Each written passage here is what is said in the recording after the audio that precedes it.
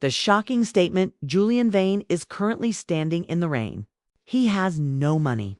He has no home. And he has no identity. 10 minutes ago, he was a billionaire. Now he is a ghost. The betrayal: my brother thought he was clever. He forged my signature. He called me mentally unfit. He turned me into a janitor in my own father's empire. He laughed while I scrubbed his floors. He thought I was broken, the hidden trap, but Julian forgot one thing. He was playing with paper. I was playing with history. While he was planning to sell our legacy, I was activating a trap hidden since 1884. A trap that deletes a person from the system permanently, the promise today. The janitor takes the crown, and the billionaire becomes a memory. Stay until the end to see how you erase a monster. Without firing a single shot, the air on the 100th floor is thin. It smells of expensive sandalwood and cold.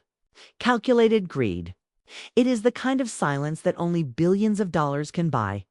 Arthur Vane kneels on the plush, charcoal gray carpet. His knees ache.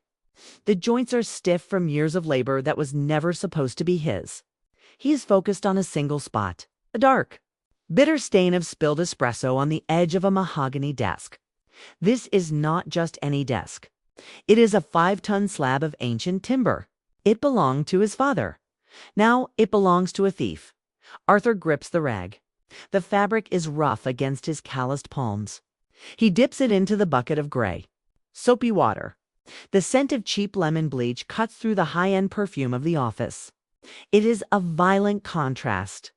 The smell of the servant versus the scent of the master.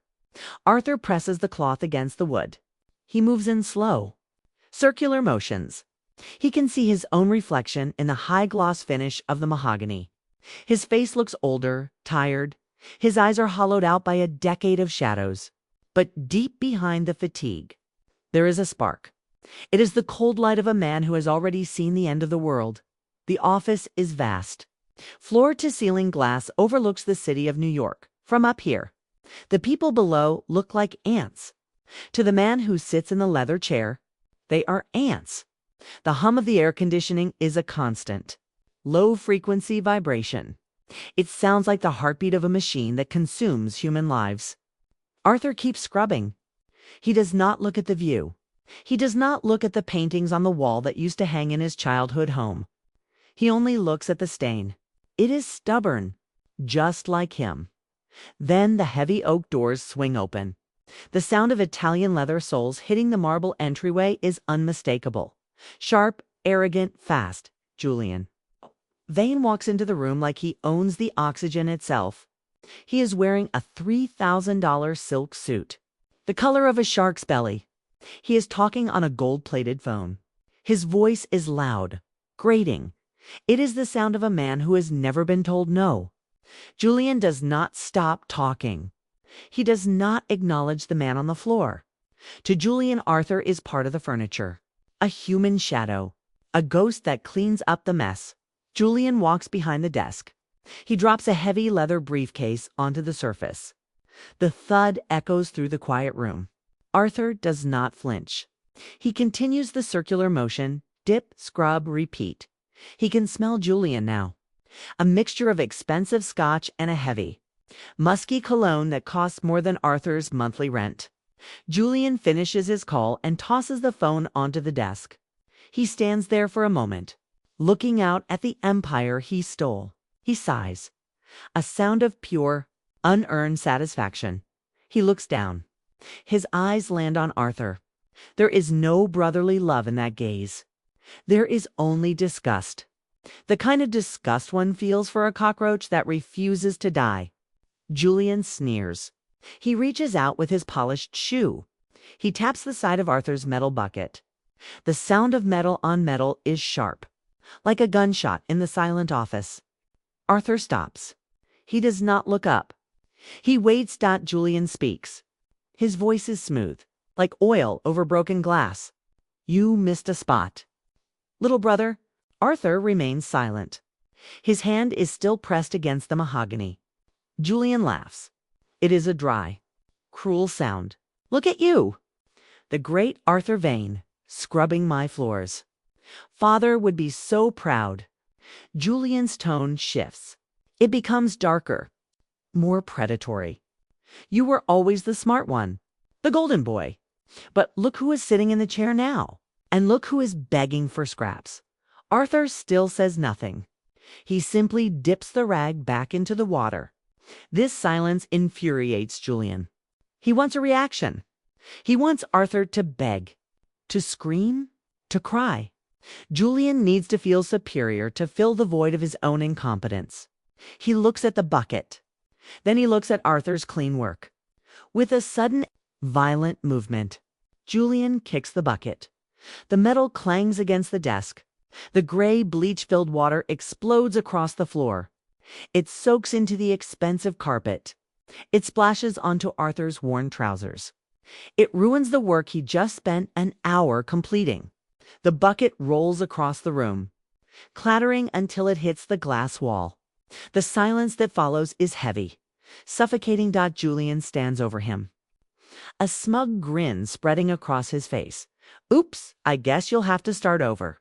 Clean it up, Arthur, and make sure it's perfect. I have a meeting with the investors in an hour. I don't want the room smelling like a hospital. Julian turns his back. He sits in the massive leather chair. He begins to whistle a soft, jaunty tune. He thinks he has one.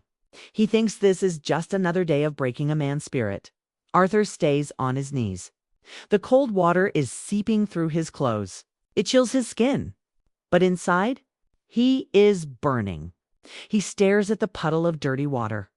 He sees the reflection of the ceiling lights dancing on the surface. He does not feel anger. Anger is a luxury for the weak. He feels focus. He reaches out and picks up the rag. It is dripping heavy. 1. Arthur says in his mind, 2, 3. He is counting. He is not counting the seconds until he can leave. He is counting the seconds until the clock hits 0. He is counting the seconds until the trap snaps shut. Every insult, every kick, every drop of dirty water is a data point. He records the humiliation. He files it away. He uses the coldness of the water to sharpen his mind. He begins to soak up the mess. He does not rush. His movements are methodical, precise. He is a man who understands that a foundation must be cleared before a new structure can be built. He is clearing the path. Julian is busy on his computer, typing away, sending emails that will eventually lead to his own destruction. He has no idea. He thinks he is the hunter. He thinks Arthur is the prey. Arthur looks at the underside of the mahogany desk. Hidden in the shadow of the heavy wood is a small brass keyhole. It is invisible to anyone who isn't looking for it. It has been there for a century. Julian has sat at this desk for 3 years and has never noticed it. He is too busy looking at his own reflection. He doesn't realize that the desk is a vault, and the vault is currently being emptied. Arthur squeezes the rag into the empty bucket. The sound of the water dripping back into the metal is rhythmic, like a ticking clock. Julian looks up, irritated. Stop that noise. It's distracting. Arthur nods once. A silent servant. He moves to the far corner of the room to retrieve the bucket. As he walks, he feels the weight of the key in his pocket. It is cold, heavy. It is the only thing that matters. He looks at the clock on the wall. The golden hands are moving. The sun is beginning to set over the city. The sky is turning a bruised, angry purple. It is the color of a coming storm. Arthur knows that by sunrise, the man in the silk suit will be gone. The office will be empty, and the name Vane will belong to only one person. He returns to the desk. He kneels again. The carpet is damp. The air is thick with the smell of wet wool and chemicals. He looks at Julian one last time. Julian is smiling at a screen, watching numbers climb. He is happy. He is safe. He is totally unaware that the floor beneath him is already gone. Arthur lowers his head. He places the rag on the wood. He begins to scrub to understand the man on his knees. You must first see the man on the throne. 10 years ago, the world belonged to Arthur Vane. He was not a shadow. He was the sun, He was the favorite son, the brilliant architect of the Vane legacy. He sat in the same mahogany chair that Julian now defiles. But back then, the air did not smell of bleach. It smelled of success. It smelled of old leather and the finest tobacco. It smelled of a future that was supposed to be ironclad, but empires are not built on stone. They are built on trust. And trust is the most fragile currency in the world.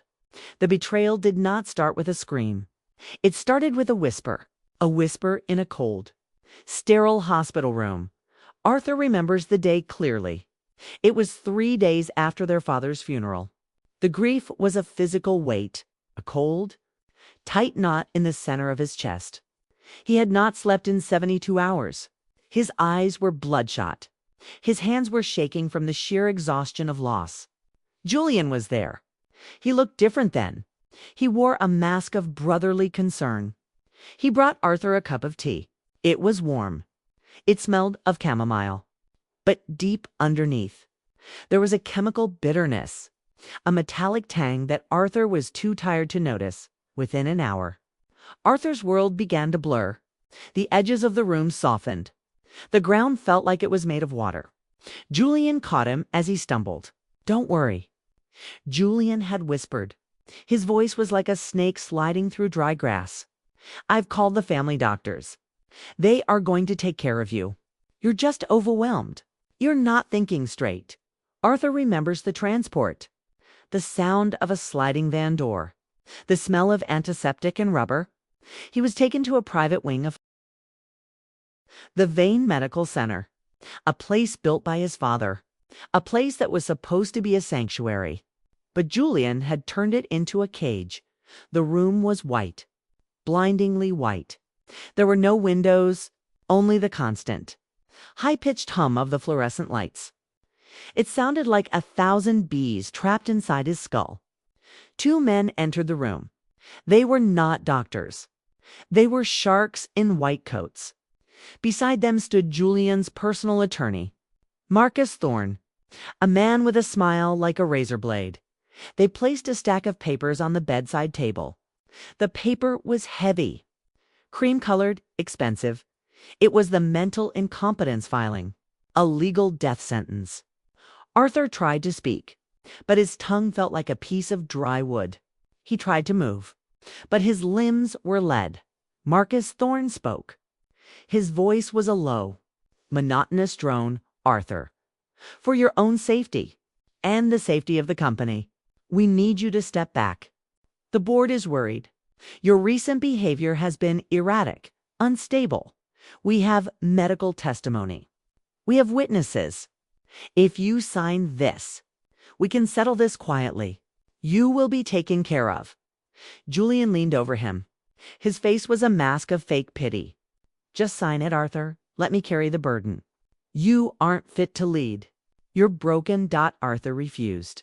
He tried to push the pen away, but Julian's hand was like a vice. He didn't just guide Arthur's hand. He forced it. He watched as the ink bled into the paper, creating a signature that looked like a jagged scar. With that one stroke, Arthur Vane ceased to exist as a legal entity. He was no longer a CEO. He was no longer a brother. He was a ward of the state, a man deemed unfit to manage his own heartbeat. The aftermath was a whirlwind of institutional violence. In 48 hours, Arthur was stripped of everything. His bank accounts were drained and moved into a trust controlled by Julian. His private residence was seized. His cars, his clothes, even the watch his father gave him. Everything was gone. He was kept in that white room for 6 months. Every day, Julian would visit. He didn't come to comfort him. He came to gloat. He would sit by the bed and describe the changes he was making at the tower. He described how he was firing Arthur's loyalists, how he was tearing down the projects Arthur had spent years building. Then came the final insult. The day Arthur was released, Julian met him at the gates of the medical center. He handed Arthur a small, brown paper bag. Inside was a cheap blue jumpsuit, a pair of rubber boots, and a set of keys to the basement of the Vane Tower. Julian had smiled. It was a look of pure, toxic triumph. Since you love this building so much, I thought I'd give you a job. We need a new night janitor. Someone who knows the layout. Someone who won't be missed. Consider it a gift. Little brother, you're lucky I'm so generous. Arthur didn't fight. He didn't scream. He took the bag. He took the keys. He realized then that Julian didn't want him dead. He wanted him humiliated. He wanted Arthur to watch from the gutters as the Vane legacy was burned to the ground for the last few years. That is exactly what has happened. Arthur has lived in a tiny, windowless room in the sub-basement. He has survived on the scraps Julian throws him. He has scrubbed the toilets of the men who used to bow to him. He has become a ghost in his own home. But while Arthur cleaned, Julian began to bleed. Julian is a gambler, not a builder. He lacks the vision of his father. He lacks the discipline of his brother. He has spent the last decade funneling money into failing tech startups and offshore accounts. He has borrowed against the tower. He has leveraged the company to the breaking point. And now, the final betrayal has arrived. The sell-off. Julian is tired of playing CEO. He wants the cash. He has arranged a secret deal with a shadow conglomerate, the Sovereign Holdings Group. He plans to sell the Vane Tower, the land, and all the subsidiary assets for a massive payout. He plans to take the money and disappear to a country with no extradition. He doesn't care about the thousands of employees who will lose their jobs. He doesn't care about the family name. He only cares about the exit strategy. Arthur knows this because he hears everything. A janitor is invisible. People talk in front of him like he is a piece of wood. He has heard the phone calls. He has seen the private contracts left on the mahogany desk. He has watched Julian sign the preliminary letters of intent. The closing of the sale is scheduled for tomorrow morning. Julian thinks he is at the finish line. He thinks he has successfully erased his brother and sold his soul for $4 billion. He thinks the paper trail is buried under a mountain of forged incompetence filings and legal maneuvering, but Julian made a fatal mistake. He forgot who taught him how to read a contract. He forgot that while he was busy spending money, Arthur was busy studying the archives. Arthur was not just mopping the floors. He was mapping the system. He knows something Julian doesn't. He knows about the one document that Marcus Thorne couldn't forge. The one document that Julian's lawyers never found because they were too busy looking at digital spreadsheets deep in the damp, cold corners of the sub-basement. Arthur has been preparing. He has been waiting for the moment when Julian's greed would finally exceed his caution. That moment is here. The air in the tower is changing. The smell of the sell-off is in the vents. It is the scent of desperation and high-stakes gambling. Julian is upstairs, celebrating with a glass of expensive scotch. He thinks he is about to become the king of his own island. But as Arthur mops the final traces of that coffee stain, he is looking at the clock. The countdown has moved from years to hours. 2 minutes, the sell-off begins at dawn. But the reclamation begins now. Arthur picks up his bucket. The water is gray and cold. He walks toward the service elevator. His footsteps are silent on the carpet. He reaches into his pocket and feels the brass key. The key Julian never knew existed. The key to the foundation. Tomorrow, Julian will try to sign away the world. But he is about to find out that you cannot sell what you do not own. And you cannot bury a man who knows how to dig. $4 billion. That is the price of a soul. Julian Vane stands at the window of the 100th floor. The glass is cold against his forehead.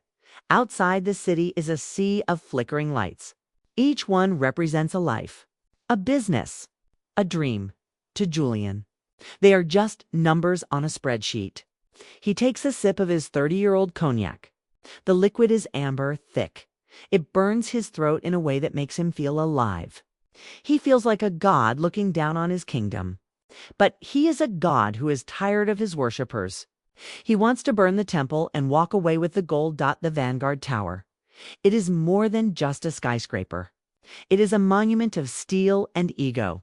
Their father spent 40 years building this empire. He poured his health, his sanity, and his very life into these foundations. Every bolt, every beam, every pane of glass was hand-selected. It was supposed to be a fortress for the Vane bloodline, a legacy that would last for centuries. But Julian sees it differently. To him, this tower is a heavy, concrete anchor. It is a prison of responsibility, and he is ready to stage a jailbreak. The smell in the office has changed tonight. The lemon bleach from Arthur's cleaning is fading. It is being replaced by the scent of heavy, industrial ink. 3 massive leather binders sit on the mahogany desk. They are the contracts for the Sovereign Holdings Group, faceless conglomerate based in Singapore. They don't care about the history of the Vane family. They don't care about the architecture. They want the location. They want the prestige.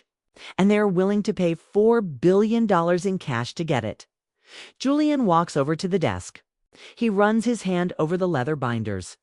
The texture is smooth, expensive. He flips open the first page. The numbers are staggering. 0 after 0. Enough money to buy a private island. Enough money to hide from his mistakes forever. He thinks about the employees downstairs, the thousands of people who have worked for this company for decades. The fathers, the mothers, the loyalists. Once he signs this, the building will be gutted. The staff will be liquidated. The name Vane will be scraped off the entrance with a razor blade. He doesn't feel a flicker of guilt. He only feels a desperate, thumping rhythm in his chest. It is the sound of a man who is about to get away with murder. He looks at the clock. Midnight. The foreign investors are arriving at dawn. The legal teams are already prepped. The wire transfers are staged. Everything is set. Julian picks up his fountain pen. It is a gold-nibbed masterpiece, a gift from his father on his graduation day. He unscrews the cap. The ink is black as a raven's wing. He thinks about Arthur. Somewhere down in the bowels of the building, his brother is probably scrubbing a toilet or emptying a trash can. Julian smiles to himself, a cold, sharp twist of the lips. He imagines Arthur's face when the new owners arrive, when the security guards escort the janitor out of the building for the last time. Arthur will have nothing. No job, no home, no legacy. Julian will be in a villa in the Mediterranean. Arthur will be on a park bench. It is a perfect ending. But Julian is making a mistake, a catastrophic, billion-dollar mistake. He is a man of the digital age. He believes that ownership is a line of code, a digital signature, a filing in a computer database. He has spent months with high-priced lawyers, men in gray suits who speak in jargon and bill by the minute. They have checked the corporate bylaws. They have verified the stock options. They have confirmed Julian's authority as the acting chairman. They told him exactly what he wanted to hear. The building is yours to sell, Julian. You have the power. They are wrong. Julian knows the history of the building, but he does not know the history of the land. He sees the Vanguard Tower as a single entity, a structure and a plot of dirt. He assumes that because the company owns the steel, it must own the soil. He never looked at the original deeds. He never went down to the municipal archives in the basement. He never spoke to the old men who remember how this city was actually built. He was too busy looking at the view from the top to notice what the foundation was resting on. The Vanguard Tower sits on a very specific piece of Manhattan, a piece of land that was once a colonial estate, long before the skyscrapers, long before the stock market. In 1884, a specific covenant was placed on this soil, a bloodline clause. It stated that the land could never be separated from the primary heir of the Vane estate. It could be built upon, it could be leased, but it could never be sold to a third party. If a sale was attempted, the ownership would not transfer to the buyer. It would revert, would snap back to the rightful heir. The one who had not abandoned the legacy, Julian, is about to sign a contract to sell something he does not technically own. He is about to take $4 billion for a product he cannot legally deliver. In the world of high finance, this is called a void transaction. In the world of the streets, it is called a suicide mission. The Sovereign Holdings Group is not a charity. They are predators. If Julian takes their money and fails to deliver the deed, they won't sue him. They will erase him. He is standing on a trapdoor. And he is the one holding the lever. He thinks he is the smartest man in the room. He thinks he has outmaneuvered his brother and outrun his father's ghost. He has no idea that Arthur has been waiting for this exact moment. Arthur didn't stop the sale. Arthur didn't protest the betrayal. He let it happen. He encouraged Julian's greed. He made the office so clean and quiet that Julian felt comfortable enough to commit the ultimate sin. The cognac is starting to hit Julian's system. He feels a warmth spreading through his limbs, a false sense of security. He looks at the pen in his hand. He moves it toward the signature line. This is the moment where the Vane family officially dies. This is the moment the betrayal becomes irreversible. He presses the gold nib to the paper. He feels the slight resistance of the high-quality grain. He begins to write his name, Julian. The ink flows smoothly. It looks beautiful on the page. It looks like victory. Julian finishes the flourish at the end of his name. He blows on the ink to dry it. He closes the binder with a satisfying leather thud. It is done. In his mind, he is already gone. He is already on the plane. He is already free. But as he stands there, admiring his handiwork, a strange sound drifts up through the floorboards. It is faint, distant, a low, rhythmic vibration. It isn't the air conditioning. It isn't the wind against the glass. It sounds like a machine, a heavy, ancient piece of hardware being brought back to life after 100 years of sleep. It is coming from the sub-basement. Julian frowns. He puts his glass down on the mahogany desk. He listens. The sound is getting louder. The floor beneath his expensive Italian shoes begins to tremble. Just a fraction. A shiver in the steel. He looks at the cognac in his glass. The surface of the liquid is rippling, small, perfect circles expanding from the center. He walks back to the window. He looks down at the street. Everything looks normal. The taxis are yellow streaks. The people are tiny dots. But the vibration is growing. It feels like the building itself is breathing. Like the Vanguard Tower is waking up to defend itself. Julian feels a sudden, sharp chill in the air. The temperature in the office has dropped 10 degrees in 10 seconds. He can see his own breath. A white, ghostly mist in the moonlight. He reaches for his phone to call security. But the screen is dark. He presses the button. Nothing. He picks up the desk phone. No dial tone. Only a strange, static hiss. It sounds like someone whispering from a long way away. He looks at the computer monitor. The spreadsheets are gone. The screen is filled with a single image. A scanned copy of an old, yellowed document. A deed from 1884. Julian's heart skips a beat.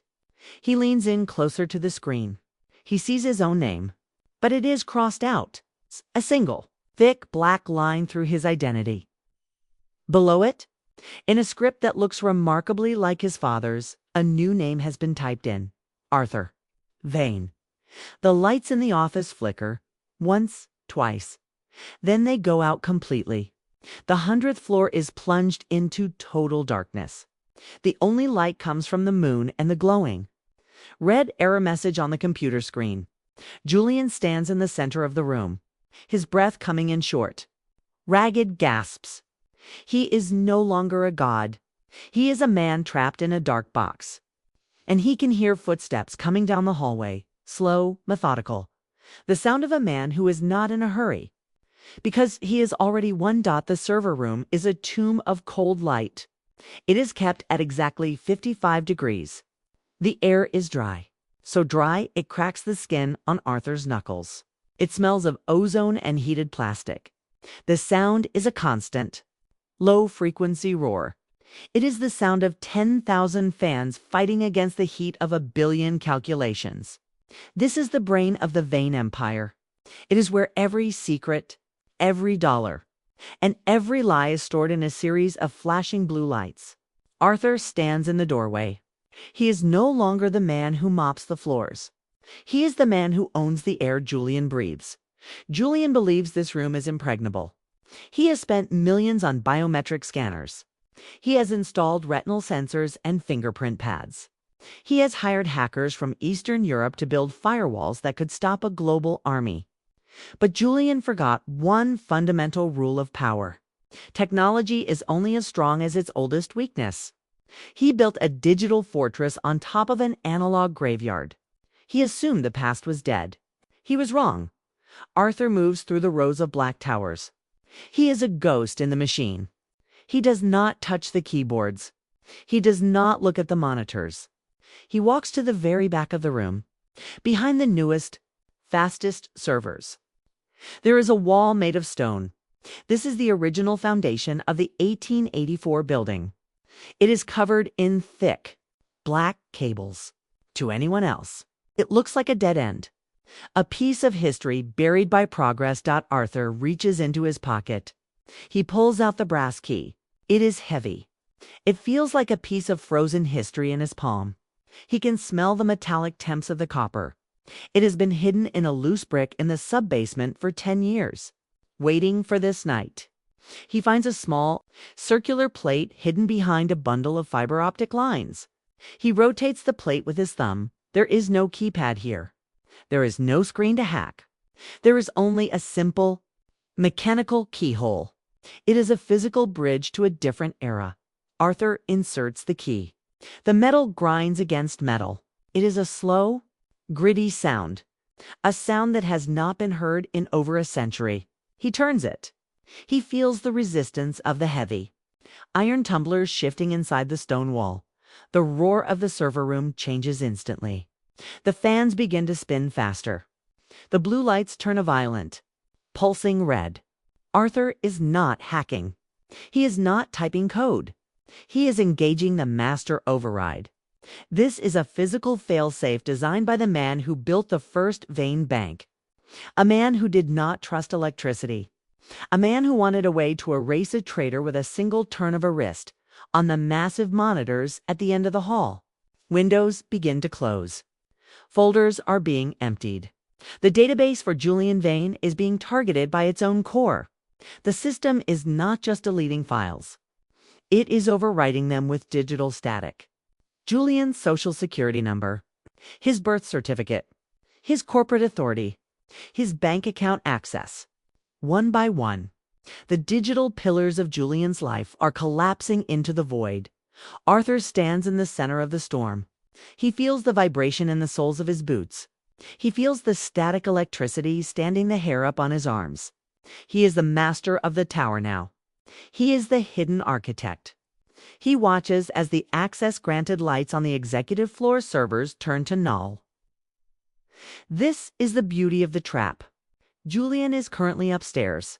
He is probably looking at his bank balance. He is watching the $4 billion waiting in escrow. But as the key turns, that account is being detached from his name.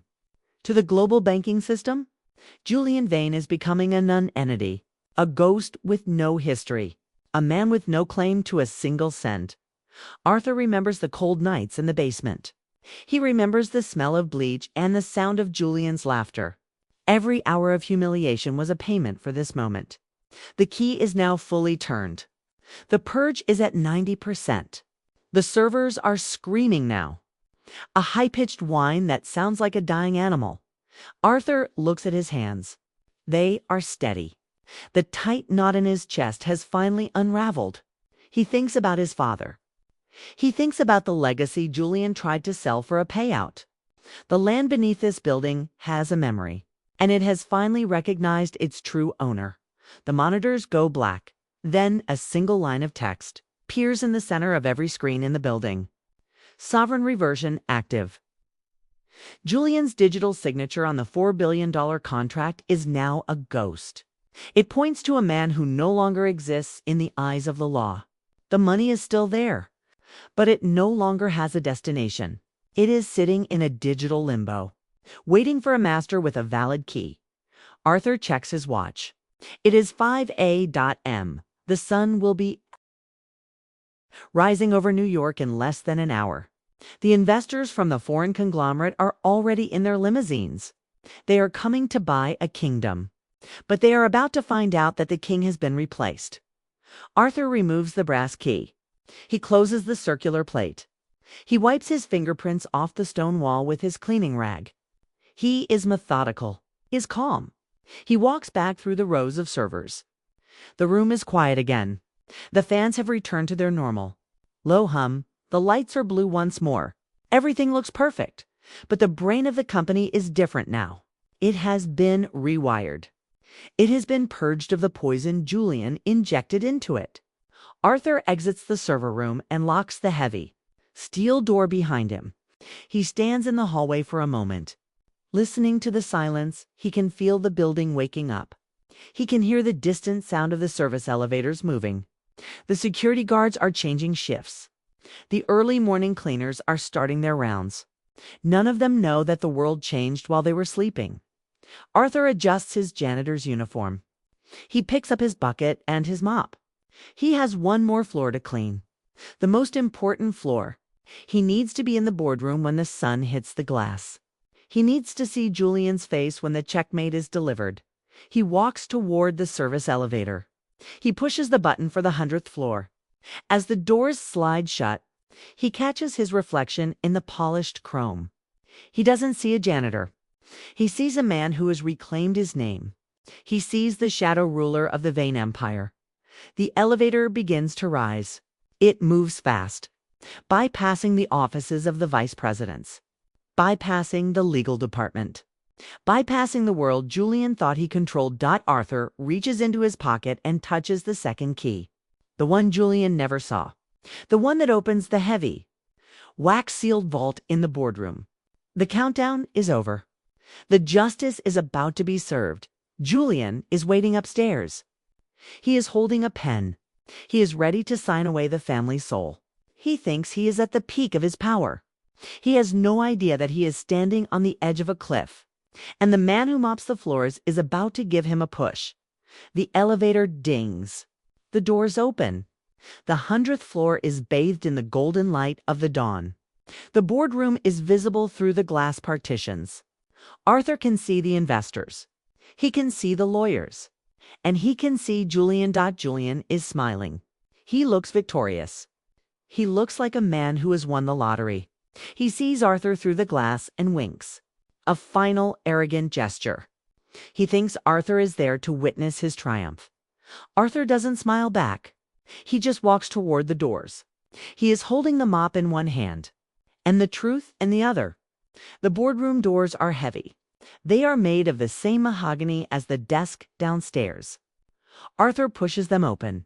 The room goes silent. Every head turns. The investors look confused. Julian looks annoyed. Arthur walks to the head of the table. He doesn't say a word. He places his bucket on the floor. He looks Julian directly in the eyes.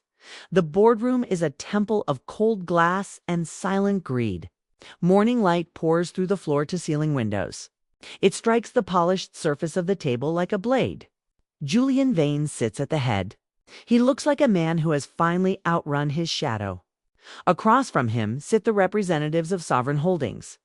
5 men in charcoal suits. Their faces are unreadable. They look like statues carved from cold marble. The air smells of Turkish coffee and the faint, metallic scent of high pressure. The documents are laid out. They are beautiful. Hundreds of pages of legal jargon designed to erase a family. Julian feels a bead of sweat roll down his spine. It isn't fear. It is the adrenaline of a thief who is about to get away. He looks at the lead investor, a man named Mr. Chen. Chen nods slowly. He slides a silver fountain pen across the table. It looks like a weapon. Julian reaches for the pen. His fingers are trembling. Just a fraction. He can hear his heart beating in his ears. It sounds like a drum in a hollow room. He thinks of the $4 billion. He thinks of the private jet waiting at Teterboro. He thinks of the sun on the Mediterranean. He is one signature away from freedom. He is one signature away from burying Arthur. Forever. Then, the sound of the doors. The heavy mahogany doors do not swing open. They are shoved.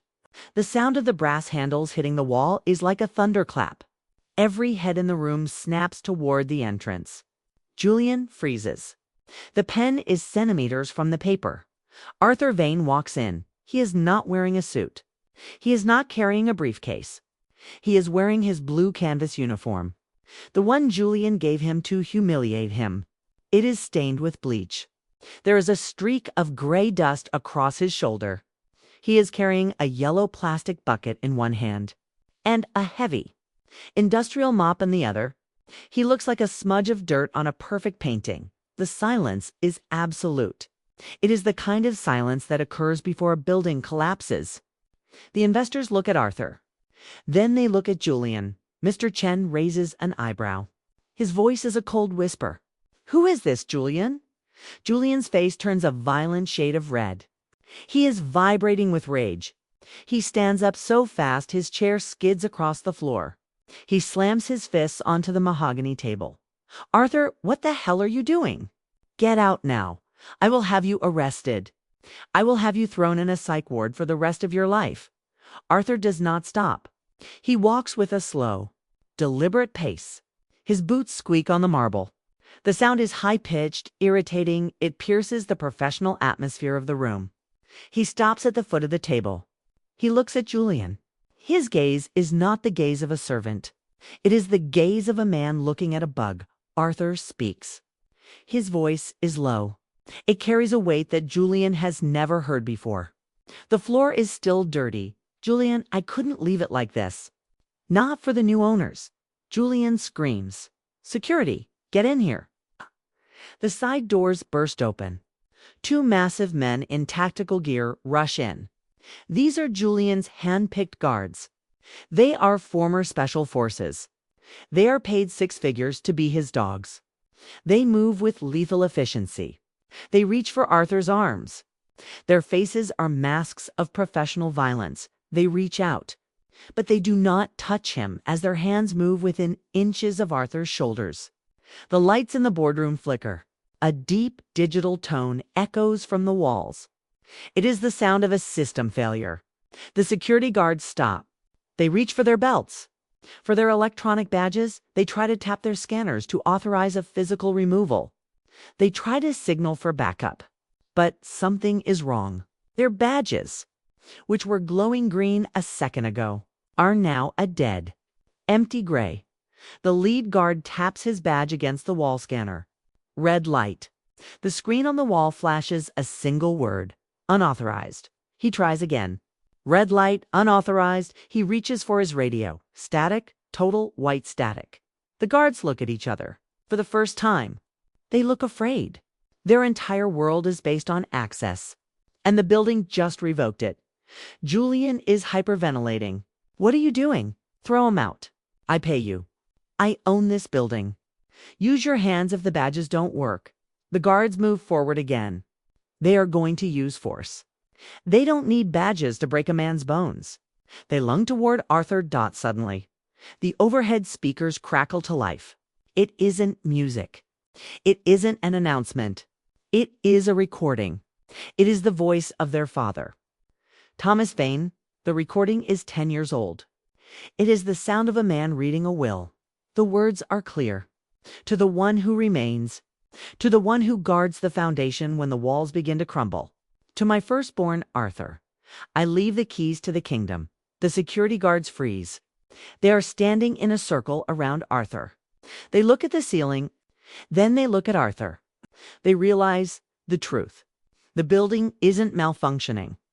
It is obeying a new command. The badges on their chests suddenly glow a bright neon orange.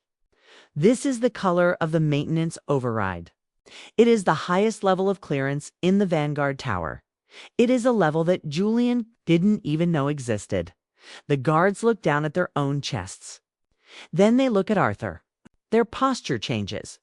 Their shoulders drop. They take a step back. They are no longer Julian's dogs. They are employees of the Vane estate, and the estate just gave them a new order. Arthur reaches into his pocket. He pulls out a small, black device. It looks like a master remote. He presses a button. The massive 3-ton mahogany table begins to move. It is on a motorized track. It slides 2 feet to the left, exposing a hidden seam in the floor. Did the investors stand up? Their faces are finally showing emotion. It is shock. It is fear. They realize they are caught in the middle of a war they don't understand. Mr. Chen looks at the contract on the table. He looks at Julian. Then he looks at Arthur. Arthur ignores the investors. He looks at the lead security guard. The guard looks at Arthur. He nods once. A silent acknowledgement of power. Arthur speaks again. His voice is like a cold wind. Julian, you spent 10 years trying to erase me. You spent 10 years thinking you were the master of this tower. But you were just a tenant. And your lease. Your lease just expired. Julian grabs the pen. He tries to sign the document before anyone can stop him. He is desperate. He is frantic. He scribbles his name across the bottom of the page. Done, he screams. It's done. The contract is signed. The money is mine. You can't stop it. Arthur doesn't move. He just watches as the ink dries. Then the paper begins to smoke. A tiny, hidden heating element beneath the table's surface activates. It is part of the security failsafe. The document? The $4 billion contract. It doesn't just burn, it dissolves. The paper turns into a fine, white ash in Julian's hands. Julian stares at the empty space where his fortune used to be. He looks at the ash on his fingers. He looks like a man who has just seen a ghost. Arthur steps closer. The smell of bleach is overwhelming now. It fills the room. It drowns out the scent of the coffee and the expensive cologne. It is the smell of a clean slate. He leans over the table. He looks at the investors. Gentlemen, I am Arthur Vane, the owner of the land you are currently standing on. The man you are talking to is a trespasser. He turns to the security guards. Remove the trespasser from my office. The guards don't hesitate. They grab Julian by the arms. They don't use the gentle touch they would use for a CEO. They use the rough, brutal grip they would use for a criminal. Julian is screaming, "You can't do this. I am the chairman. I am the chairman." As they drag him toward the door. Arthur picks up his mop. He dips it into the bucket. He makes a single, wet stroke across the marble where Julian was standing. He isn't finished. He looks at the ash on the table. Then he looks at Mr. Chen. "I hope you didn't pay him a deposit," Arthur says, "because that account is currently empty." Julian is dragged out of the room. His screams echo down the hallway. The doors slam shut. The boardroom is silent again. The investors are standing frozen. Arthur begins to mop the floor, but the ambush is only half over. Because the true trap, the legal trap that will bury Julian forever, is currently being executed in a courtroom 5 blocks away. And the man who is presenting the evidence is a man Julian thought died 10 years ago. The screaming has faded. The heavy mahogany doors are closed. Julian is gone. But the air in the room is still thick with the scent of a dying empire. Arthur Vane stands at the head of the table. He is a man of blue canvas and bleach stains, surrounded by men in $1,000 silk. The foreign investors are frozen. The lawyers are holding their breath. They are looking at the empty space where a $4 billion contract just turned to ash. They are looking at the janitor. And for the first time, they are truly afraid. Arthur does not look at them. He looks at the table. He reaches into the hidden compartment in the floor, the one he uncovered moments ago. From the dark, dust-filled hollow, he pulls out a bundle. It is wrapped in a piece of oil-stained silk. He unwraps it with slow, reverent fingers. Inside is a scroll. That is not modern paper. It is parchment, thick, yellowed, brittle, with the weight of a century. It smells of damp earth and ancient libraries. It smells of a time before the city had a name. There is a large, blood-red wax seal at the bottom. The wax is cracked, like an old wound. But the crest of the Vane family is still visible. A hawk perched on a broken crown. Arthur places the document on the table. He does not slide it. He places it down like a heavy stone. The sound it makes is a dry, rasping crinkle. It is the sound of history waking up. He looks at the lead attorney, a man named Silas Thorne. Silas has spent 30 years finding loopholes for the rich. He is a man who believes every law has a price. He leans forward, his eyes narrowing behind gold-rimmed glasses. He reaches out a trembling hand to touch the parchment. "What is this?" Silas whispers. His voice is thin, like paper tearing. Arthur speaks. Every word is a hammer blow.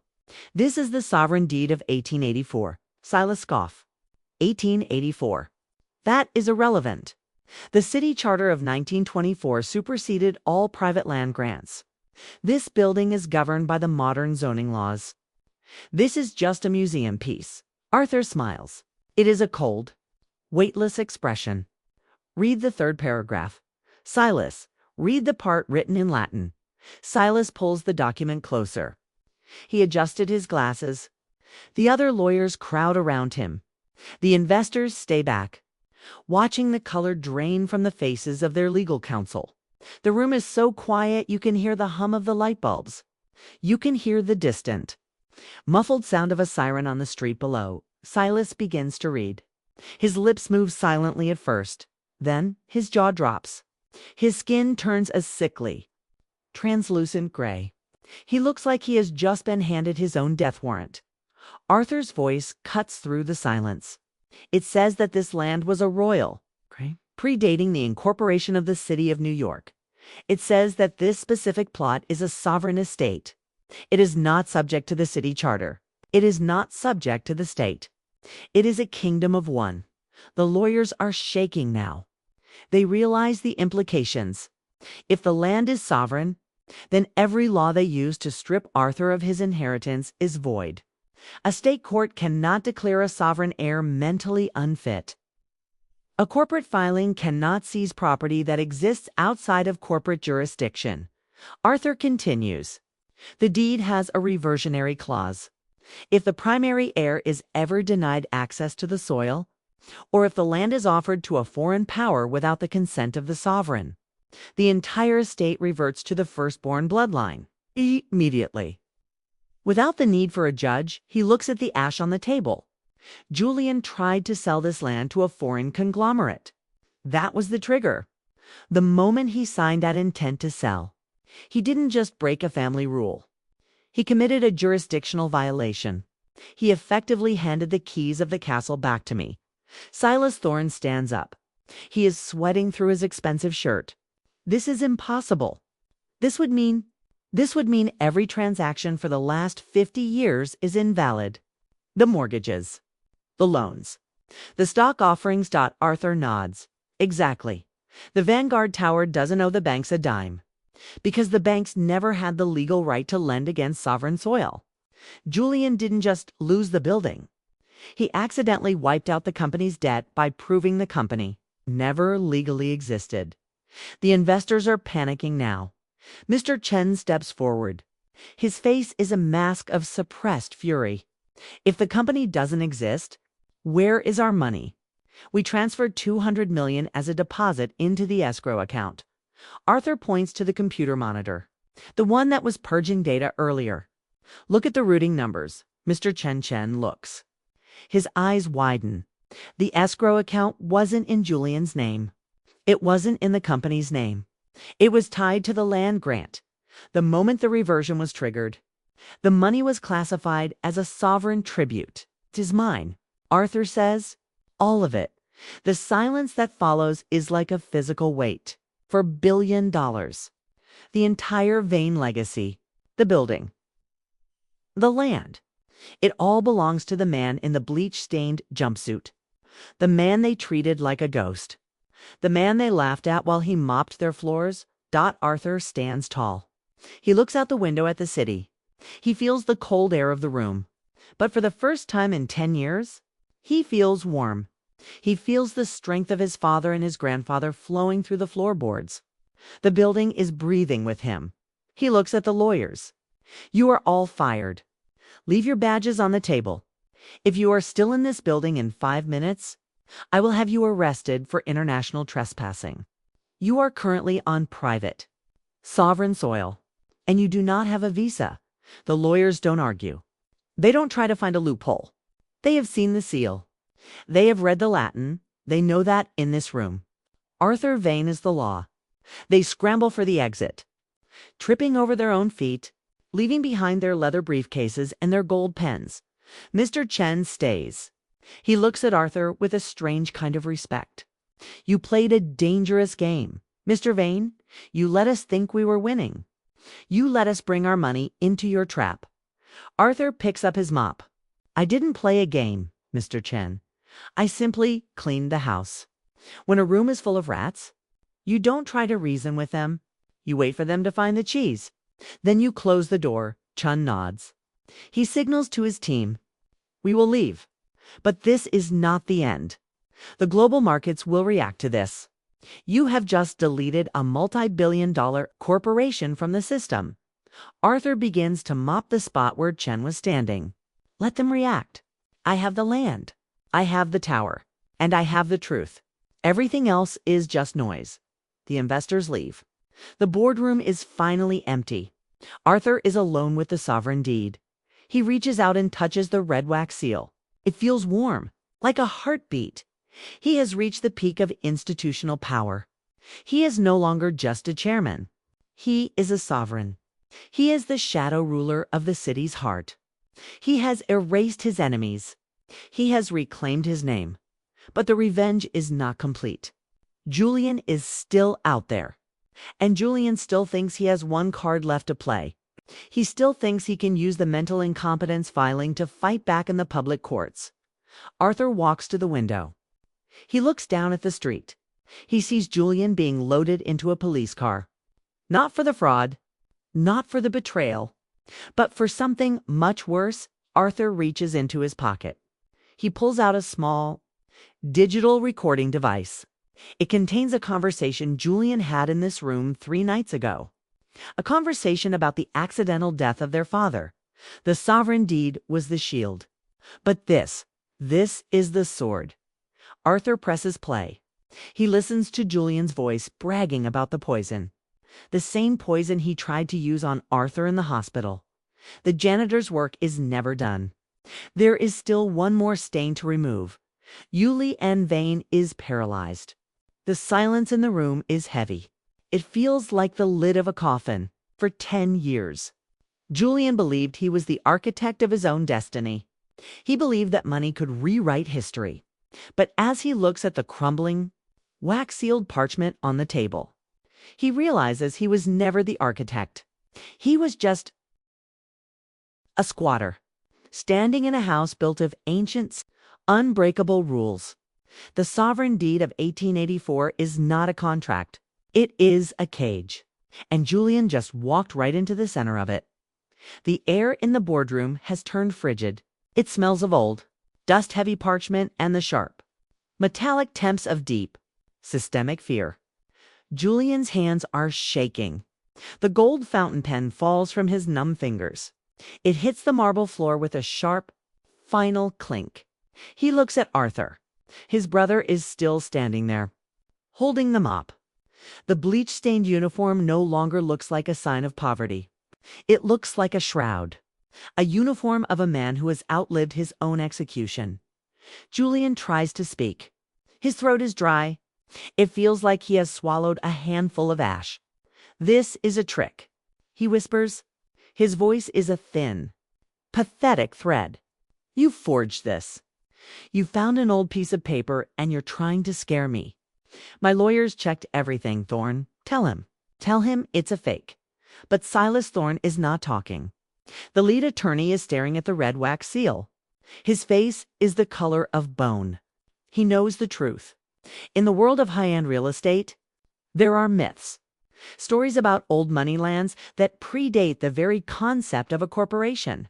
This is not a myth. It is a legal landmine. Silas knows that the moment Julian put ink to the Sovereign Holdings contract, He didn't just sell the building. He committed an act of lineage betrayal. Arthur steps forward. He doesn't move like a janitor. He moves like a predator who has finally cornered his prey. The floor is cold, Julian. Can you feel it? Through your expensive Italian leather shoes. The building knows you are a stranger. It is always known. Arthur points to the 3 specific words on the parchment. Instant reversion clause. He speaks slowly, making sure every word sinks into Julian's collapsing mind. Our father was a brilliant man, Julian. He knew your heart was full of rot. He knew you would try to sell the family name for a quick payout. So he didn't just leave me the keys. He left me a biological lock. The logic of the deed is simple and lethal. The land, the steel, the glass, and every cent in the Vane bank accounts. They are all tied to a bloodline priority. The deed states that the land can never, under any circumstances, be sold to a third party the moment an attempt is made. The ownership does not wait for a court order. It does not wait for a judge. It reverts by signing that contract with the foreign investors. Julian triggered the trap. In the eyes of the 1884 sovereign law, Julian has officially abdicated his position in the family. He has declared himself a traitor to the estate. And the penalty for that treason is total, systemic erasure. Julian's phone begins to buzz in his pocket. It is a frantic, violent vibration.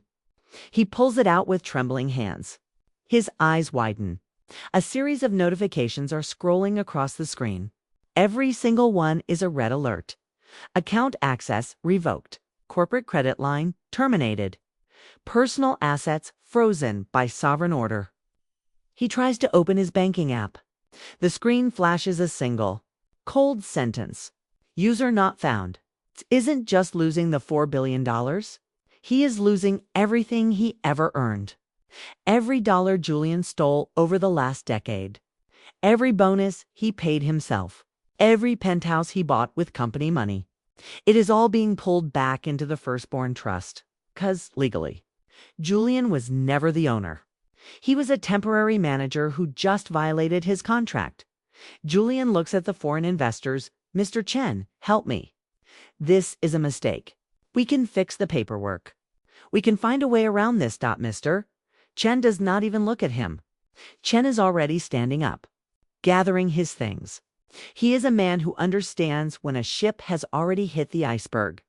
He looks at Arthur with a cold, professional respect. Then he turns to Julian.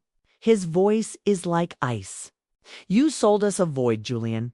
You tried to take our money for a building you did not own. That is not a business deal. That is a declaration of war against sovereign holdings. Chen turns to his security detail. We are leaving. Notify the board in Singapore. The transaction is dead. And Julian Vane is to be blacklisted from every exchange in the Tier 1 world. Julian is left standing in the center of the room. He looks small, diminished.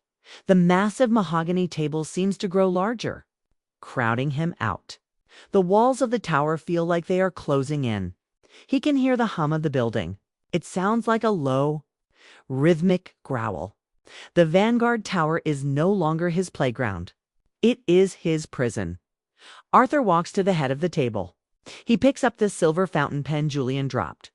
He places it in his own pocket. This pen belonged to Father Julian. You were never worthy of the ink. Julian falls to his knees. The dampness from Arthur's mop is soaking into his silk trousers. It is cold. It is humiliating. He looks up at his brother. His face is twisted with a mixture of rage and terror. You can't do this. I'm your brother. We share the same blood. Arthur looks down at him. There is no pity in his eyes, only a deep, endless ocean of justice. We share a name, Julian, but we do not share a spirit. You spent 10 years watching me scrub your floors. You laughed while I lived in the basement. You thought you could bury the truth under a mountain of lies. But the truth is, like the foundation of this building, it doesn't move. The security guards move in. They don't wait for a command. They know who the master is. They grab Julian by the shoulders. They lift him off the floor like he is a piece of trash. Julian is screaming now, a high-pitched, desperate sound that echoes off the glass walls. "I'll sue you. I'll take this to the Supreme Court. I'll tell the world what you're doing." Arthur turns his back. He walks toward the window. The sun is fully over the horizon now. The city is waking up. Thousands of people are heading to work, unaware that a king has been restored. "Take him to the loading dock," Arthur says. His voice is calm, empty. "Don't use the executive elevator." He is no longer an executive. He is a trespasser. Throw him out with the rest of the morning waste as the guards drag Julian toward the doors. Julian catches a glimpse of the computer screen, the one Arthur used to purge the data. A new document has appeared. It is a police report from 10 years ago, a report about their father's heart attack. Next to the report is a digital file labeled toxicology. Julian's heart stops. The coldness in his chest is no longer from the air conditioning. It is from the realization that the financial ruin was only the first part of the trap. Arthur didn't just want the money. He wanted the truth, and he has been holding it in his hand for a decade. The doors of the boardroom slam shut. Julian's screams are cut off. Arthur is alone in the light of the morning. He looks at the sovereign deed. He sees the signature of his father. He realizes that his father knew this day would come. He knew that the only way to save the legacy was to let it be. Destroyed by the greed of the second son, the instant reversion is complete. The tower is secure. The assets are reclaimed. The justice is absolute. But as Arthur looks down at the street, he sees something that makes his blood run cold. A black sedan is parked directly across from the entrance. A man in a gray suit is standing next to it. He is looking up at the 100th floor. He is not a lawyer. He is not a banker. He is the man who sold Julian the poison 10 years ago. And he is here to collect his final payment. The world does not end with a bang. It ends with a click. Arthur Vane stands in the center of the silent boardroom. The air is still heavy with the scent of Julian's expensive cologne. But the scent is fading. It is being replaced by the sharp, cold smell of ozone from the activated servers. Arthur looks at the tablet in his hand. The screen is a deep, midnight blue. In the center, a single button glows with a soft, pulsing white light. It is labeled Blackout. Arthur does not hesitate. He presses it. The lights in the tower do not flicker. They do not dim. Instead, they shift. The warm, golden glow of the executive floor is replaced by a surgical, blue-tinted LED.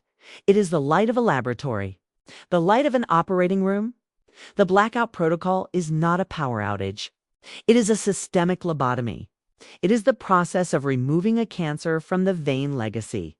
And the cancer's name is Julian downstairs. Julian is being marched through the lobby. The security guards have a firm grip on his arms. Their fingers are dug into the expensive silk of his sleeves. Julian is still shouting. He is still making threats. He is reaching for his phone. He wants to call his fixer. He wants to call the mayor. He wants to call the police. He finally manages to pull the device from his pocket. He taps the screen with a frantic, sweaty thumb. The screen stays black. He presses the power button again and again. Nothing. The phone is a brick. $1,000 piece of dead glass and metal. The Blackout Protocol has deactivated the IMEI number. It has scrubbed the SIM card from the network. It has locked the internal encryption. To the world of telecommunications, this device no longer exists. Julian feels a cold, sharp spike of fear in his gut. He looks at the security guards. "Give me your phone. I need to make a call." The guards do not respond. They keep walking. Their faces are blank. They are not humans to him anymore. They are the moving parts of a machine that has rejected him. They reach the revolving doors. The heavy glass turns, spitting Julian out onto the sidewalk like a piece of unwanted debris. The morning air is damp. It smells of wet asphalt and car exhaust. Julian stumbles. His Italian shoes slip on the slick pavement. He regains his balance and looks back at the tower. The massive steel letters that spell out Vane look different now. They look sharp, hostile. He reaches into his leather wallet. He needs to get a car. He needs to get to his penthouse. He pulls out a matte black credit card. It is the Vane Centurion card, a card that has no limit, a card that has bought him yachts, watches, and politicians. He walks to the corner cafe. He needs a double espresso to clear his head. He needs to feel like a boss again. He slams the card down on the counter. Give me a coffee. And call me a private car. Now, the barista is young, tired. She doesn't know who Julian Vane is. She only sees a disheveled man in a suit that is starting to wrinkle. She slides the card through the reader. The machine makes a sound. A sharp, high-pitched chirp. It is the sound of a digital door slamming shut. Declined. Julian's face turns a dark, bruised purple. Try it again. It's an unlimited card. You're doing it wrong. The girl sighs. She slides it again. The machine chirps. Declined invalid account. Julian grabs the card back. He tries his gold card. Declined. He tries his personal debit card. The screen on the register flashes a code, code 9, to the barista. It means nothing. But to Julian, it means everything. Code 9 is the international bank signal for account seized. He backs away from the counter. His heart is racing. It sounds like a trapped bird hitting its wings against his ribs. He runs to his car, a custom-built silver limousine. His driver, Marcus, is standing by the door. Julian lunges for the handle. Marcus, get me to the penthouse. Move. Marcus does not move. He is looking at his own tablet. He looks up at Julian. His eyes are cold. I'm sorry, sir, but my contract was with the Vane estate. I just received a notification that my employment has been transferred to Arthur Vane. This vehicle is now being collected by the fleet. Manager, Marcus gets into the driver's seat. The engine purrs. A low, powerful hum. He drives away, leaving Julian standing in the middle of the street. The smell of the car's high-end leather and climate-controlled air lingers for a moment. Then it is gone. Julian is desperate now. He starts to run. He runs 3 blocks to his private residence. The Vane Heights penthouse. This is his fortress. He bought it with his father's money, but he put it in his own name. Or so he thought. He reaches the private elevator in the lobby of the apartment building. He places his thumb on the biometric scanner. This is the ultimate security. His thumbprint is unique. It cannot be forged. It cannot be deleted. He waits for the soft, satisfying click of the lock. The scanner glows red. A voice, calm and synthetic, speaks from the wall. Access denied. Biometric signature not found in the database. Julian screams. He hits the glass of the elevator door with his fist. It's me, Julian Vane. Open the door. The concierge walks over. He is a man who has taken $1,000 tips from Julian for years. He has bowed to Julian every morning. He has opened every door. He has memorized the names of Julian's guests. He looks at Julian now. There is no recognition in his eyes. Can I help you, sir? The concierge asks. His voice is polite, but distant. Julian stares at him. Are you joking? It's me? Open the elevator. I live here. I own the top 2 floors. The concierge looks at his computer screen. I'm sorry, sir. The penthouse is currently listed as a corporate asset of the Sovereign Vane Trust. The primary resident is listed as Arthur Vane. There is no one by the name of Julian Vane in this. Building Julian's chest feels tight. It feels like a thick iron band is being squeezed around his lungs. He reaches for his watch. A Patek Philippe. It's worth $100,000. He can sell it. He can buy a ticket. He can get to Switzerland. He has $6 million in a private account in Zurich. A black account that no one knows about. Not even his father knew. He runs to a public library. He needs a computer. He needs an internet connection that isn't tied to the Vane network. He finds a terminal in the back. His fingers are shaking so hard he can barely type. He enters the URL for the Swiss bank. He types in the 16-digit code and the 60-character password. He hits enter. He waits. The loading circle spins. It feels like hours. Every rotation of the circle is a second of his life being erased. The screen changes. It is not his balance. It is a bold red banner. Account flagged fraudulent origin. Below the banner, a message from the Swiss Federal Intelligence Service. This account has been identified as containing stolen sovereign assets. The funds have been repatriated to the rightful owner, the Vane estate. The user's identity has been flagged for international investigation. Julian stares at the screen. The light from the monitor reflects in his wide, terrified eyes. He realized the truth. The Blackout Protocol wasn't just about the building in New York. Arthur didn't just take his job. Arthur used the sovereign deed to prove that every dollar Julian ever touched was legally stolen. Arthur didn't just fire him.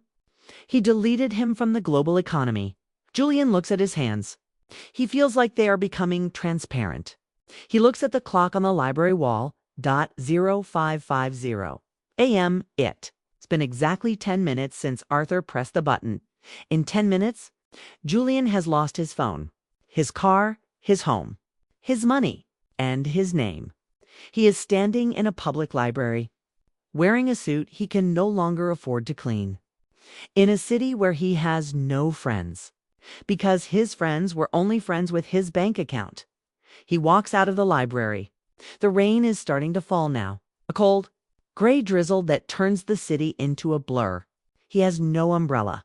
He has no coat. He starts to walk. He doesn't know where he is going. He just knows he can't stay here. He passes a storefront window. He sees a television. The news is on.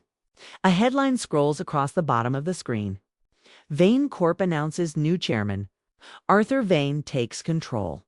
Former acting chairman Julian Vane reported missing and under federal investigation for fraud. Julian watches his own face on the screen. The picture is from a gala last year. He looks happy. He looks powerful. He looks alive then. The picture changes. It is a live shot of the Vanguard Tower. Arthur Vane is standing on the balcony. He is looking down at the city. He looks like a king.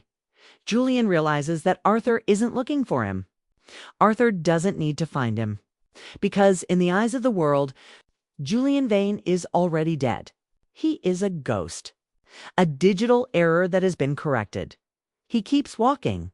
The water is soaking through his silk shirt. It feels like lead. He reaches into his pocket and finds a single copper coin, a penny. It is the only thing the Blackout Protocol couldn't touch. He looks at the coin. Then he looks at the dark, cold river at the end of the street. The systemic erasure is complete. The man who sat on the mahogany throne is gone, and the man who mopped the floor is now the law. But as the final bit of Julian's data is scrubbed from the global servers, a single encrypted file survives. It is a file Julian hid years ago, a file that contains the one thing Arthur doesn't know. The erasure is finished, but the war is just beginning. The silence of the 100th floor is no longer empty. It is heavy. It is expectant. It is the silence of a kingdom waiting for its king to speak. Arthur Vane stands behind the massive mahogany desk. The sun is now high in the sky. It casts a long, sharp shadow of Arthur across the office floor. He does not go to the private bathroom to wash the bleach from his hands. He does not go to the dressing room to put on a $3,000 suit. He stays in his blue canvas uniform. The fabric is rough. It is stained. It smells of hard labor and the chemicals of the basement. Against the backdrop of the most powerful office in the world, he looks like a revolution. Arthur pulls the chair back. The leather is thick. It is the color of dried blood. It was his father's favorite chair. Julian had sat in it for 10 years, but he never filled it. He only occupied the space. Arthur sits. He feels the leather cool against his back. He feels the weight of the desk in front of him. It is a 5-ton slab of history. He places his hands on the surface, the same surface he was scrubbing just hours ago. He can still feel the faint vibration of the city below. But up here, he is the one who controls the frequency. The doors to the boardroom open. The members of the board of directors walk in. There are 12 of them. 12 men and women who have spent a decade ignoring Arthur's existence. They are the ones who voted to validate Julian's forgery. They are the ones who profited from the dismantling of the Vane legacy. They walk in with their heads down. They look like prisoners walking toward the gallows. They can smell the bleach. They can smell the basement. It is a scent that shouldn't exist on this floor. It is the scent of their own downfall. They take their seats. The sound of their expensive chairs sliding on the marble is like a series of small, sharp groans. They do not look at Arthur. They look at their gold watches. They look at their leather portfolios. They look at anything but the man in the janitor's uniform. The air in the room is thick. It smells of sweat masked by expensive perfume. It smells of panic. Arthur looks at each of them. One by one. He remembers their faces. He remembers the day Silas Thorne told him he was no longer fit to lead. He remembers how the board stood by and watched as he was dragged out. He remembers how they toasted Julian's success while Arthur was cleaning their restrooms. He does not feel anger. Anger is a waste of energy. He feels the cold, sharp clarity of a man who has already finished the puzzle. Silas Thorne is the first to speak. His voice is a cracked, desperate whisper. Arthur, we were misled. Julian lied to us. We were told you were unwell. We only wanted to protect the company. We can work together. We can make this right. Arthur does not answer. He picks up a single, silver paperweight. It is shaped like a hawk. He turns it over in his hands. The metal is cold. The room is so quiet that the sound of his breathing is audible to everyone at the table. It is slow, rhythmic. The sound of a man who is exactly where he is supposed to be. The board members shift in their seats. The silence is becoming a physical pressure. It is pushing the air out of their lungs. They want him to scream. They want him to demand an apology. They want him to act like a victim, because they know how to handle victims. But Arthur is not a victim. He is the sovereign, finally. Arthur speaks. His voice is not loud, but it fills every corner of the room. It is a voice that carries the weight of 18. 84, you are all dismissed. The words hang in the air like a guillotine blade. The board members look up. Their faces are masks of confusion and horror. Silas Thorne stammers. What? What do you mean, dismissed? You can't fire the entire board. The bylaws. The shareholders.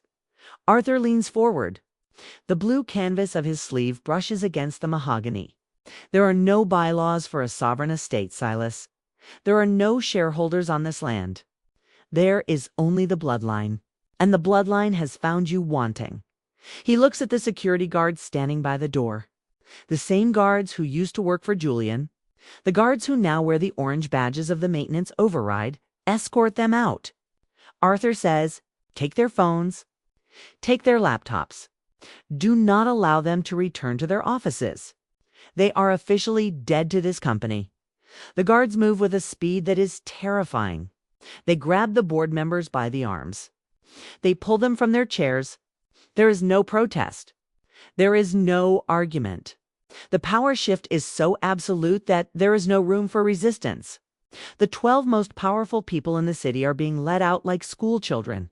The sound of their footsteps on the marble fades away. The heavy mahogany doors close. Arthur is alone again. But he is not finished. He turns to the computer on the desk. He enters a private, encrypted portal. It is the portal for the global debt exchange. He searches for a specific file. Vane Julian. Personal liabilities. The list is long. It is a record of a decade of greed. Julian has borrowed millions against his future inheritance. He has bought properties in London, cars in Italy, diamonds in Dubai. He has used the company's credit as collateral for his private lifestyle. He thought he was untouchable. He thought the $4 billion sale would wash away the debt. But the sale didn't happen, and the Blackout Protocol has triggered a default event. Every bank in the world is currently calling in Julian's loans. They are panicking. They realize they have lent money to a man who no longer has an identity. They are trying to sell his debt to anyone who will take it. They are desperate to recover even a fraction of a percent. Arthur watches the ticker. The value of Julian's debt is plummeting. It is falling like a stone in a well. 100 million, 50 million, 10 million, 1 million. The banks are in a frenzy. They are offering the debt for pennies on the dollar just to get it off their books. Arthur waits. He watches the numbers drop. He is waiting for the floor dot. Finally, the price hits rock bottom. The entire debt package of Julian Vane, $280 million in liabilities, is being offered for a single cent. Arthur clicks a button. His purchase confirmed. He now owns his brother. Not just his name, not just his house, but his very future. Julian Vane is no longer a billionaire. He is a line item on Arthur's spreadsheet. He is a debt that can never be paid. Every dollar Julian ever makes for the rest of his life, every scrap of food he buys, every breath he takes, it all legally belongs to Arthur. Arthur leans back in the chair. He feels the sun on his face. He smells the old paper of the sovereign deed. He hears the hum of the tower. It is a beautiful sound. It is the sound of a system that has been cleaned. He picks up the gold fountain pen, the one he took from Julian. He writes a single note on a piece of Vane stationery. It is a note for the process servers who are currently hunting Julian down. The note says, "Tell him he owes me a penny, and I want it today." Arthur places the pen down. He looks at his hands. The bleach is starting to dry. His skin is white and cracked. He doesn't mind. The labor was the path. The mop was the weapon. And the peak of power is not about the suit. It is about the man inside it. He looks out the window at the city. He is the shadow ruler. He is the janitor who owns the bank. He is the sovereign of the vanguard. But as he watches the clouds move over the skyline, he sees a reflection in the glass. It is not his own. It is the reflection of the man in the gray suit. The man from the black sedan. He is standing in the doorway of the office. He is holding a small black box. That the peak of power is a dangerous place to stand. Because the higher you are, the more people want to see you fall. The elevator begins its descent. It is a slow, heavy drop. Julian Vane is pinned between two men he used to call disposable. Their names are Miller and Jocks. 2 years ago, Julian had spilled a hot latte on Miller's boots and made him apologize for the stain. 6 months ago, he had threatened to fire Jocks' father for a slow elevator response. Now their hands are like iron clamps on Julian's shoulders. He can feel their fingers digging into the muscle, through the thin, expensive silk of his suit. There is no gentleness here. There is only the cold weight of a long-delayed debt being collected. The elevator car is silent. But the silence is screaming. Julian looks at the floor. He sees his own reflection in the polished gold of the doors. He looks like a stranger. His hair is matted with sweat. His tie is crooked. His eyes are wide, bloodshot, terrified. He looks like the very thing he spent his life despising. He looks poor. He looks powerless. He looks like prey. The digital display above the door counts down 90, 85, 80. Each floor is a piece of his life falling away. He can feel the air pressure changing in his ears. It feels like the building is exhaling him, purging the poison from its lungs. The smell inside the small space is overwhelming.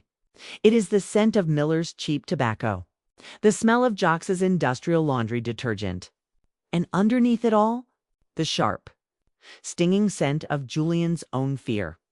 Miller leans in close. His voice is a low, gritty rumble.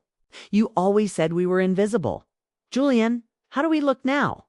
Julian tries to pull away, but the grip tightens. His bones feel like they're about to snap. He tries to find his voice. The voice that used to command boardrooms, the voice that used to shatter lives. But all that comes out is a dry, rasping sound, like sand in a gear. The elevator hits the lobby. The doors slide open with a soft final chime. The lobby is filled with people. The same people Julian used to walk past without a glance. The receptionists, the couriers, the middle managers. They have all stopped. The Blackout Protocol has reached the lobby screens. Every monitor is showing Julian's face with the word revoked in bold. Red letters. They watch in absolute silence as the two guards drag Julian across the marble floor.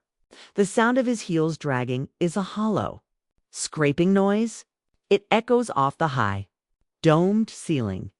Julian looks for a friendly face. He looks for someone to help him. But he finds only cold, empty stares. To them, he is already a ghost. He is the man who stole their pensions.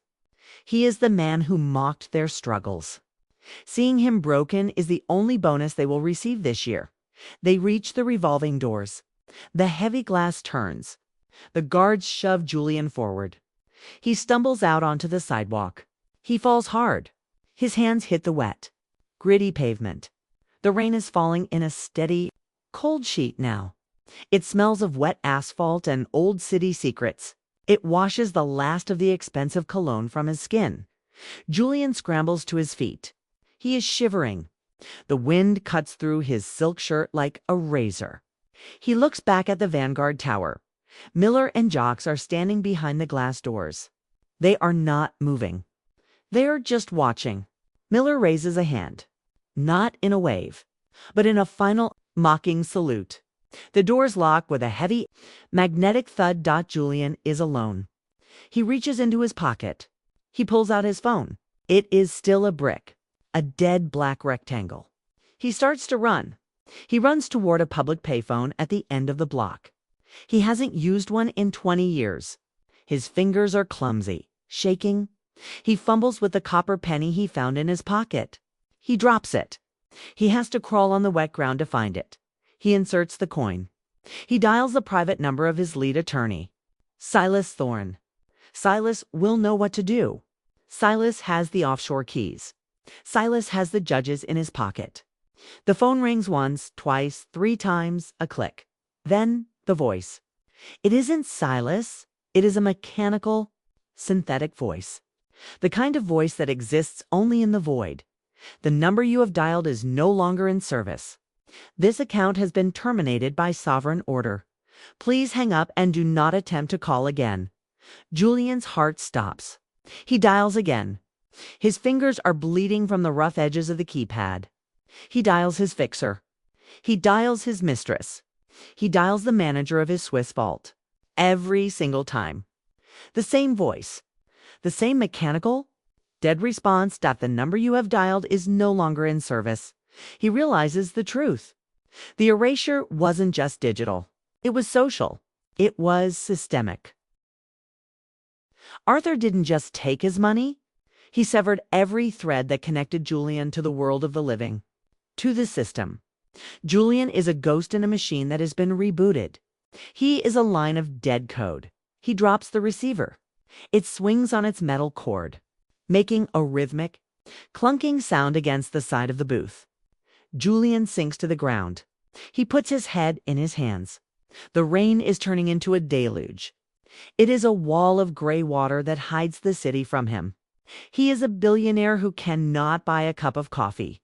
He is a king who has been exiled to the mud. 100 floors above. The world is different. Arthur Vane stands at the floor-to-ceiling window. He is not looking at the rain. He is looking at the horizon. The air in the boardroom is perfectly still. It smells of ozone and the faint, sweet scent of the mahogany. The hum of the tower is a soft, comforting vibration beneath his feet. He is no longer counting the seconds. He is no longer waiting for the trap to snap shut. The trap is closed. The house is clean. Arthur walks to the chairman's desk. He looks at the silver paperweight, the hawk.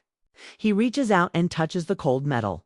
He feels a sense of peace that he hasn't known since the day his father died. It is a peace built on the foundation of absolute justice. He didn't just win a fight. He restored an order. He sits in the leather chair. He leans back. He looks at his hands. They are still rough. They are still the hands of a man who knows the value of labor. He picks up the gold fountain pen. He doesn't use it to sign a contract. He doesn't use it to move billions of dollars. He uses it to write a single word on a fresh sheet of paper: legacy. He hears a soft sound behind him, a click of leather on marble. He doesn't turn around. He doesn't need to. He knows the scent. It is the scent of old paper and the man in the gray suit. The man walks to the edge of the desk. He places the small black box in front of Arthur. It is done. The man says, his voice is a low, neutral rasp. The systemic erasure of Julian Vane is complete. He is currently on the corner of 42nd and Lex. He has nothing. Arthur looks at the black box. What is this? The man in the gray suit smiles. It isn't a friendly smile. It is the smile of a man who knows where all the bodies are buried. That, Mr. Vane, is the evidence. Your brother thought he was the only one who knew about the second will. The real will. Arthur's heart skips a beat. He looks at the box.